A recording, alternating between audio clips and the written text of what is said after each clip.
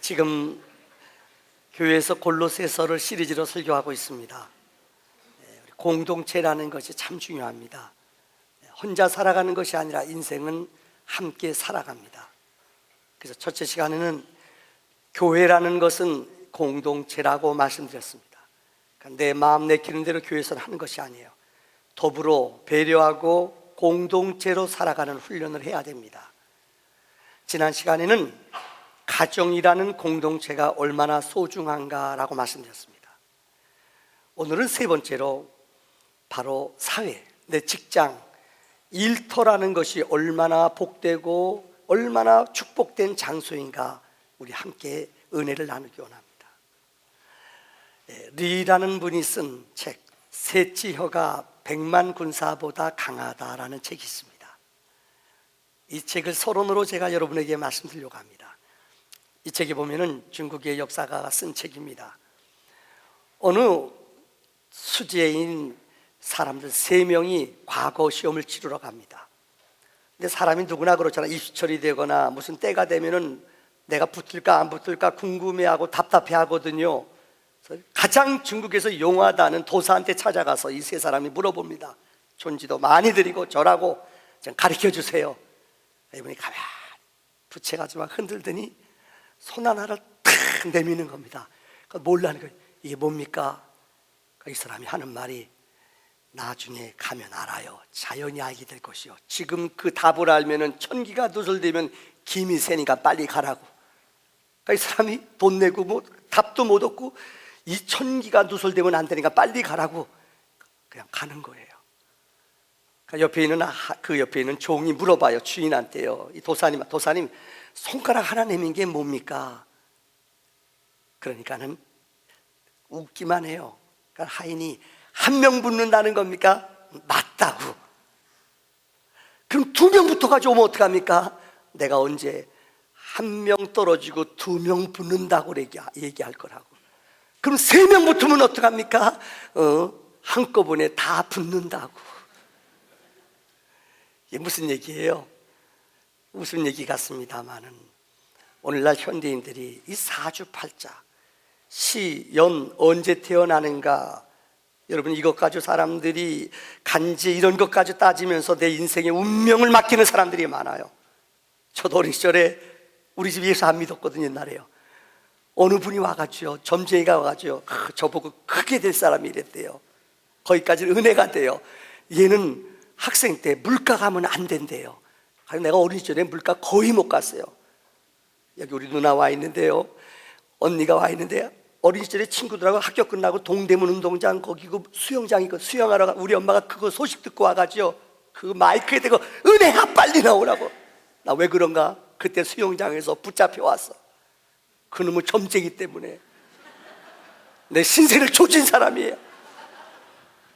그거에 피 꽂혀서 어머니가 물가 하면 그냥 무서워하는 거예요.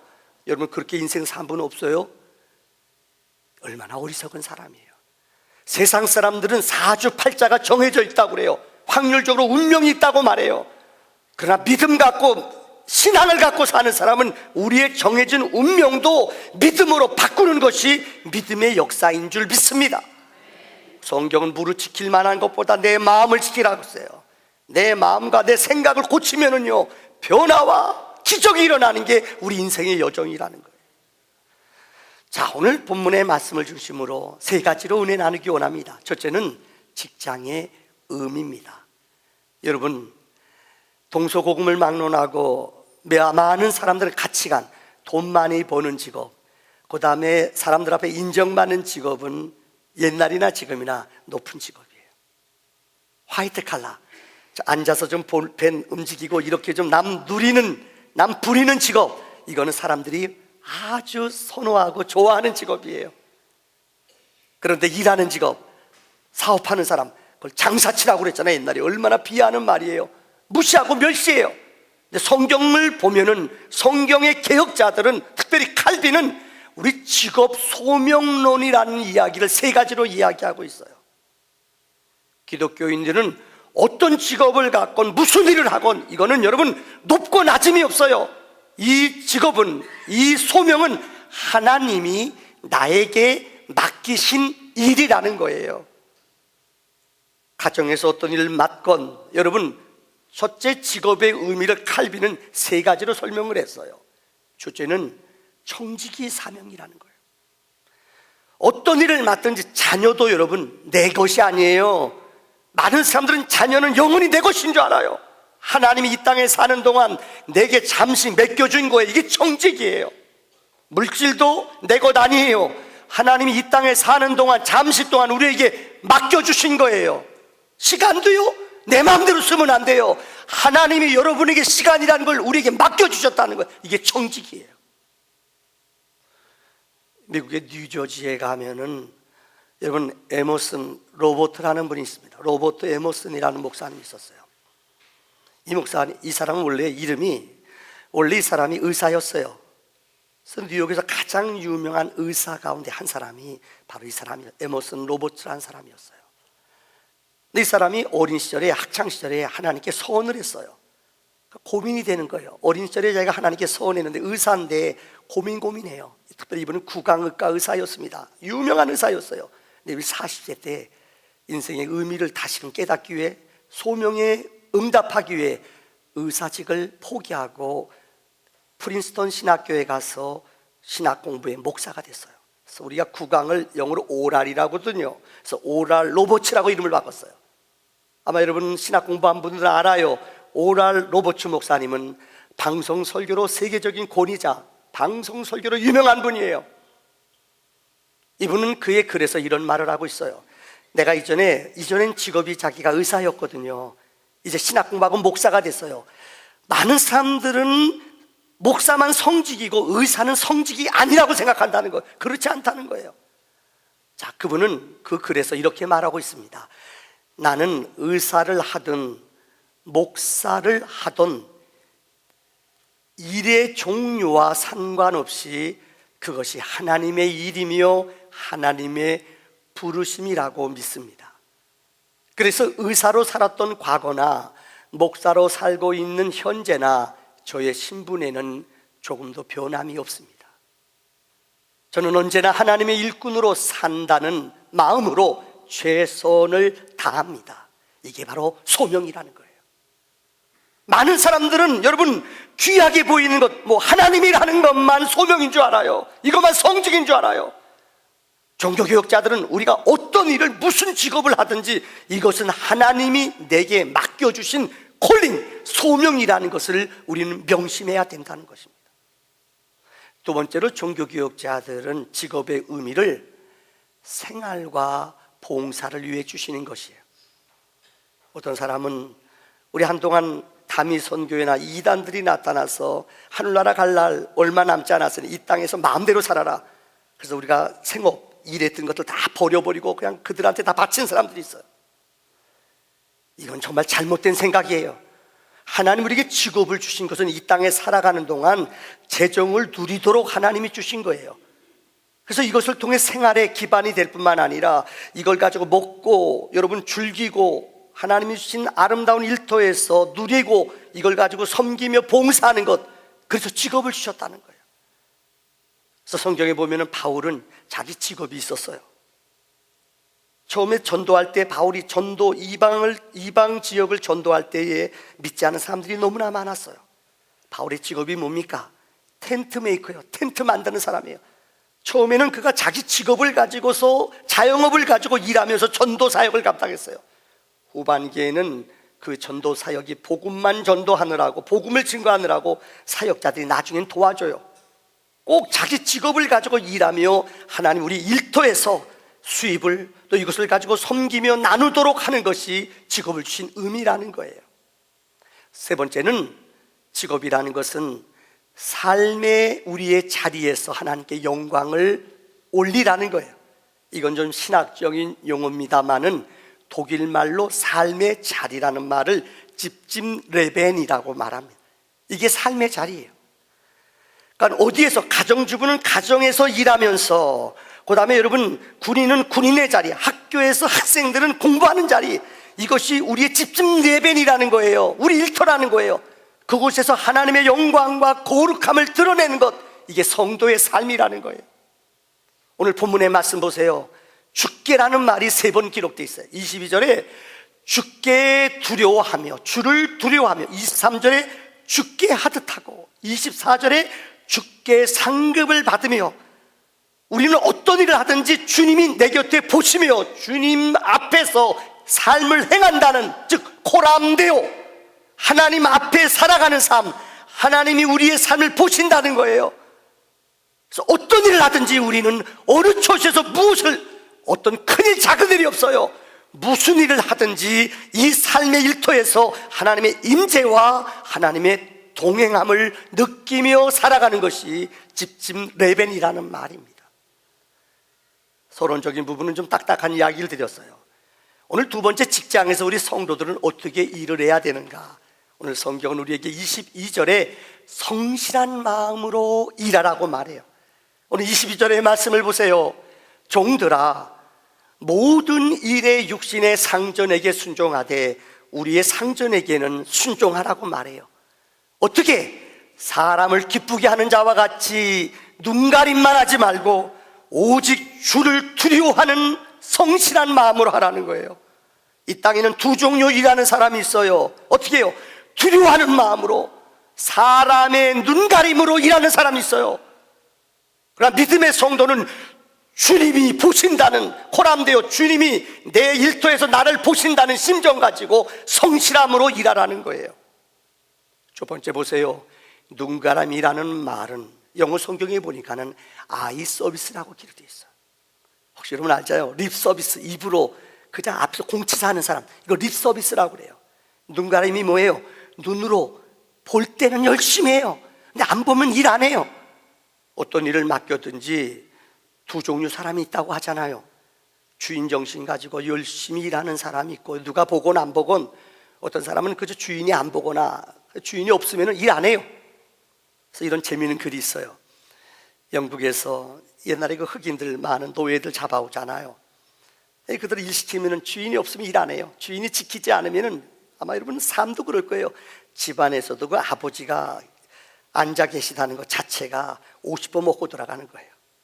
회사에서도 그렇지 않아요? 회사에서도 사장님이 이렇게 출근해서 이렇게 앉아 있으면은 사람 직원들이 열심히 일해요. 화장님이 어디 출장 갔다 어디 가나 마음이 흐트러져요. 군대에서도 그래요. 사단장님이 딱 근무하면은 깃발이 별 2개가 딱 올라가요. 그건 사람들이요, 깃발만 봐도 열심히 일해요. 근데 어느 날 이분이 휴가 가거나 어디 갔다, 그 깃발이 없어요. 그럼 사람들이 룰룰랄랄랄라 해요. 무슨 얘기가 진짜 그래요. 누가 보건 보지 않건 눈가림으로 하는 사람이 있고 그렇지 않은 사람이 있어요. 그래서 하도 이 노예들이 주인이 없으면 일을 안 해요. 그래서 노예들한테 그랬대요. 안경 갖다 놓고 안경이 너희를 이렇게 비디오처럼 너희를 찍는다. 그걸 그대로 믿는 거예요. 이들이 주인이 안경 쓰면 열심히 일하는 거예요. 그래서 하도 이 주인이 어느 날 안경 벗고 오면 이들이 지 맘대로 일해요. 그래서 주인이 안 되겠다. 그래서 안경을 이 어디입니까? 이 언덕바지 위에다가 이렇게 나무 위에다 걸어놨어요. 그러니까 이들이 안경이 있구나 그러면 열심히 일하는 거예요. 근데 일주일 지난 다음에 말짱 꽝이 됐어요. 이유는 어느 누가 그 안경 위에다가 모자를 덮어놨어요. 무슨 얘기 같은 얘기죠. 누가 보건 안 보건 우리 인간의 마음이 그렇다는 거예요. 한 예를 들죠. 혹시 여러분들 스티브 잡스라고, 지금은 세상을 떠나 애플을 창시한 사람입니다. 이전에 잡스라는 영화가 나왔어요. 오늘 영화 얘기 또 하나 할게요. 여기에 보면은 이 주인, 이 사람은 성격이 좀 괴팍해요. 이 사람과 돈을 대는 주인과 대판 싸움이 벌어졌어요. 싸움 벌어진 이유는 이 PC, 여러분 알다시피 이 PC 있잖아요. PC 보드, 이 안에 들어가 있는, 내장되어 있는 것, 안 보이는 부분이거든요. 이 사람은 이것을 정품을 쓰고 좀 깨끗하고 좋은 걸 쓰자는 거예요. 근데 주인은, 이 돈을 대는 사람은, 야, 그 보드가 안에 안 보이는 부분들 뭐 굳이 좋은 거 쓸 필요 있느냐, 싼 거 써라. 막 대판 싸움이 벌어져요. 근데 잡스가 그래요. 아니 누가 이걸 본다고 그러냐고. 그 돈 되는 사람이 그러니까는 잡스가 그런 말을 해요. 내가 알고 하나님이 압니다. 멋있는 말 아니에요? 서양 속담에 이런 말이 있습니다. 유능한 이 목공은 안 보이는 장을 만들 때 장에 안 보이는 뒷부분도 형편없는 나무를 쓰지 않는다. 무슨 말인지 아세요? 유능하고 정직한 목공은요, 안 보이는 부분도 정품을 쓰고 누가 보지 않는 부분도 정품으로 정확하게 여러분들 제품을 최고의 것으로 만든다는 거예요. 근데 엉뚱한 사람들은, 무능한 사람들은 안 보이는 부분은 안 보이니까 지 마음대로 그린다는 거예요. 여러분들 이태리에 가면은 성베드로 성당 옆에 세계적인 성당이 있습니다. 그 성당 이름이 띄워주세요. 성 시스티나 성당입니다. 여기 가면 미켈란젤로라는 사람이 그 위에다 천지창조 그 그림을 그렸어요. 어마어마해요. 막 언제든지 가든지 사람이 인산이네요. 거기 가보면은 미켈란젤로가 그린 그림이에요. 지금부터 몇백 년 전이죠. 아담이 창조된 것부터 시작돼서 이 그림 쭉 수백 명의 사람들의 이름이 그려져 있어요. 여러분, 놀라운 일은 미켈란젤로가 이 그림을 몇 세 때 그렸는고 하면은 90세 때 그렸어요. 지금처럼 여러분 아시바 이런 것들이 있어가지고, 시설이 있어가지고 올라가서 하는 게 아니에요. 그가 이것을 다 그리고 내려왔을 때는 거의 목 디스크, 왜 올라가서 몇 년 동안 작업하다 보니까요. 그 친구가 그랬대요. 야, 저 안 보이는 부분, 저 구석진 사람들 그거 아무렇게나 그리라고. 근데 미켈란젤로가 유명한 말을 했어요. 아니야, 보아, 안 돼. 누가 본다고? 내가 봐. 하나님이 보셔. 내 양심이 그걸 본다는 거예요. 세미한 구석구석에 그려져 있는 여러분 수백 명의 사람 가운데 구석진 사람, 누가 그 사람을 알겠어요? 그럼에도 그는 그곳에 올라가 몸이 아프고 불편하지만 최선으로 그 그림을 그렸어요. 그래서 오늘까지 이 그림이 역사 속에 남는 감동의 그림이에요.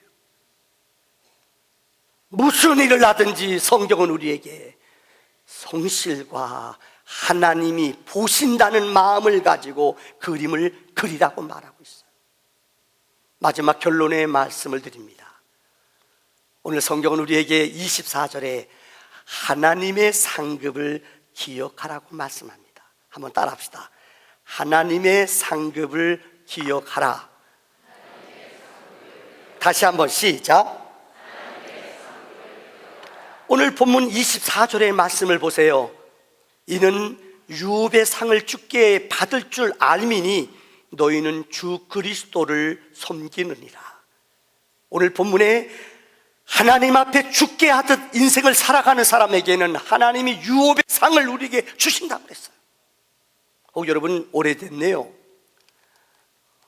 들어보셨습니까? 이 펩시콜레라는 사람이 있어요. 펩시콜레죠. 이 사람이 이 내가 본 천국이란 책을 써냈어요. 지금 한 20년 지났는데 완전히 뻥이에요. 얼마나 한국 사회에 그때 많은 영향을 끼쳤는지 몰라요. 이 펩시콜레라는 사람이 쓴 글이 요즘 말로 말하면 뻥이에요, 뻥. 왜 거짓말이냐? 그 당시 우리 한국이 70년대 아파트에 대해서, 아주 평수에 대해서 사람들이 민감했거든요.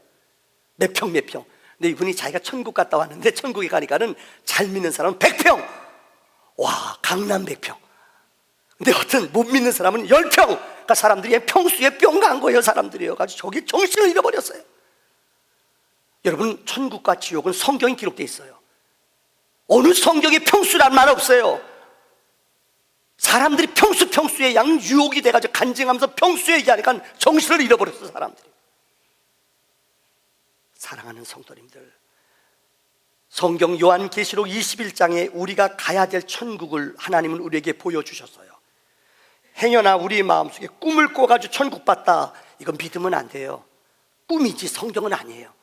하나님은 하나님의 약속을 성경을 통해 우리에게 가장 잘 보여줬어요. 어느 목사님이 그런 얘기 하대요. 천국 가니까는 천국은 여러분 바닥이 금으로 깔렸어요. 천국이 우리 집들의 재료들이 뭔지 알아요? 다이아, 여러분 루비, 이런 금은 보석으로 쌓여져 있어요. 어떤 사람은 천국 가면은 자기는 루비, 다이아 잔뜩 하겠대요. 가만히 생각해 봐요. 이건 천국의 재료들이에요. 집들 재료예요. 그 집 재료, 이 땅에 살면서 집 재료, 시멘트 아니면 철사, 이거 갖다 여기다 이렇게 붙이고 다닌다는 거예요. 천국은 우리가 생각하는 그런 개념이 아니라는 거예요. 십자가 가는 게 있어요? 없어요. 천국은요. 어두움이 있어요? 어두움도 없어요. 죽는 거 없어요. 마귀 시험, 마귀는 지옥에 가 있어요. 마귀는 지옥에 여러분 무적의 속에 잡혀 있어요. 우리를 시험하지도 않아요. 아마 거긴 기도도 없을 거예요. 성경에 기록된 우리가 갈 영원한 하나님이 주시는 유업은 이 땅의 유업과 비교가 안 되는, 여러분 그래서 천국 보고 온 사람들이 바울이 그랬잖아요. 나는 3층 전에 올라갔다 왔다. 어떠냐? 한마디로 더 말을 표현할 수가 없어요. 이게 우리가 갈 영원한 천국이에요. 믿음으로 이 땅에 우리가 맡긴 일들을 최선을 다하는 사람들에게는 하나님이 이러한 유업을 우리에게 주신다고 약속하셨습니다. 오늘 저는 여러분에게 존 파이퍼 목사님의 이야기를, 그 책의 이야기를 결론으로 드리려고 합니다. 존 파이퍼 목사님은 삶을 허비하지 말라라는 책에서요 아주 우리에게 감동되는 글을 하나 쓰셨어요. 그 책의 내용은 아프리카의 카메룬이라는 곳이 축구 잘하는 나라의 카메룬, 거기에 두 분의 여자가 그곳에서 죽임을 당, 81살, 한 사람은 80살, 루비와 또 하나는 이 루비라는 사람과 로라라는 이 두 여인이 그곳에서 교통사고로 절벽에 떨어져 죽었어요. 이 글을 쓰고 있어요. 많은 사람들은, 언론은 이 사람의 죽음이, 두 사람의 죽음이 비극적인 죽음이라고 조롱을 했어요. 이 글을 가지고 이 글에서 삶을 허비하자 말라는 이 책에서 이 파이퍼 목사님은 이 글을 이렇게 얘기하고 있어요. 이분들이 왜 죽었느냐? 루베도즈라는 여인은 간호학을 공부했어요. 그래서 에이즈 환자촌 이쪽에 카메룬의 에이즈, 아프리카 에이즈 환자들이 참 많아요. 이들을 돌봐줄, 겁이 나고 무서워서 그 사람 곁에 안 가려고 그래요. 근데 루비라는 선교사는 그들 곁에 가서 그들의 아픔을 싸매주시며 일생 동안 그 에이즈촌에서 그들과 함께 사는 분이에요. 또 하나 로라라는 여인은 의사예요.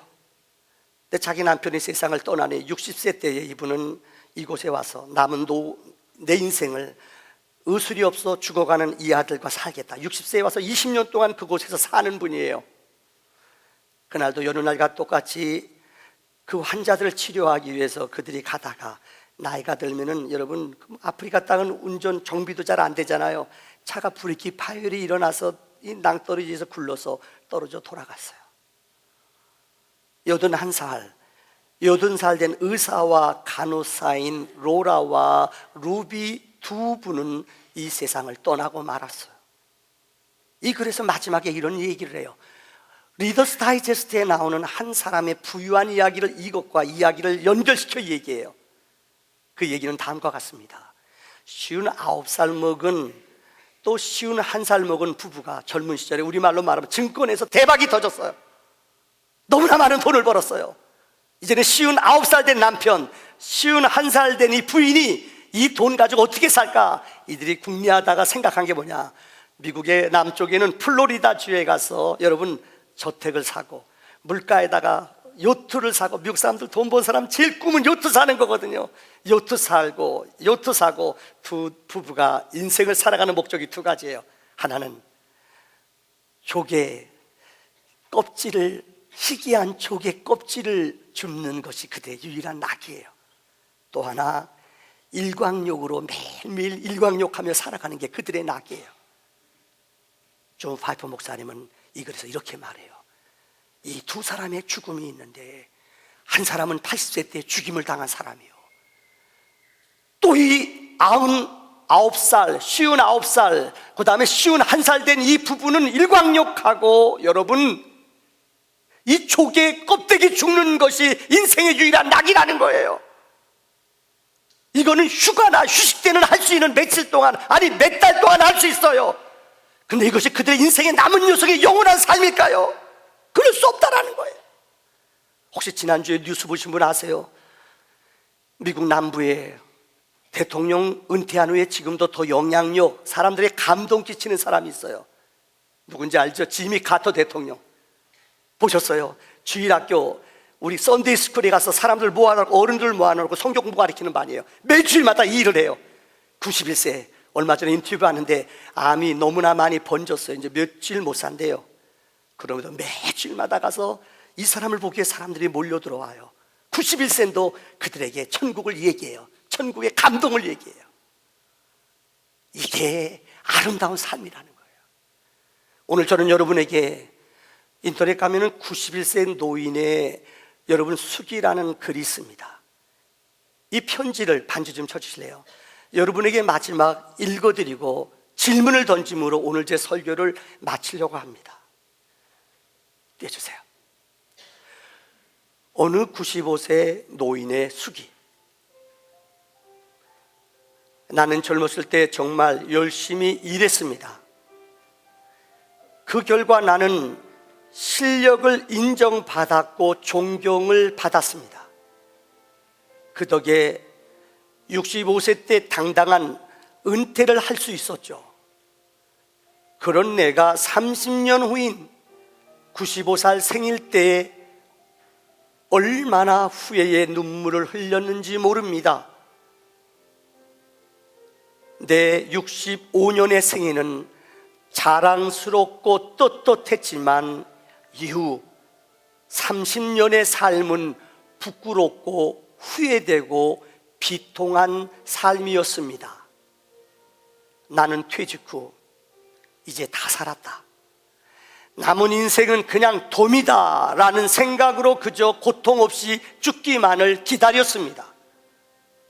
더덥고 희망이 없는 삶, 그런 삶을 무려 30년이나 살았습니다.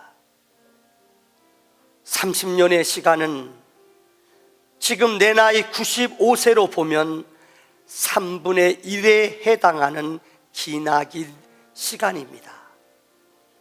만일 내가 퇴직할 때 앞으로 30년을 더 살 수 있다고 생각했었다면 난 정말 그렇게 살지는 않았을 것입니다. 그때 나 스스로가 늙었다고 뭔가를 시작하기엔 늦었다고 생각했던 것이 큰 잘못이었습니다. 나는 지금 95살이지만 정신이 또렷합니다. 앞으로 10년, 20년을 더 살지 모릅니다. 이제 나는 하고 싶었던 어학 공부를 시작하려 합니다. 그 이유는 단 한 가지, 10년 후에 맞이하게 될 105번째 생일날 95살 때 왜 아무것도 시작하지 않았는지 후회하지 않기 위해서입니다.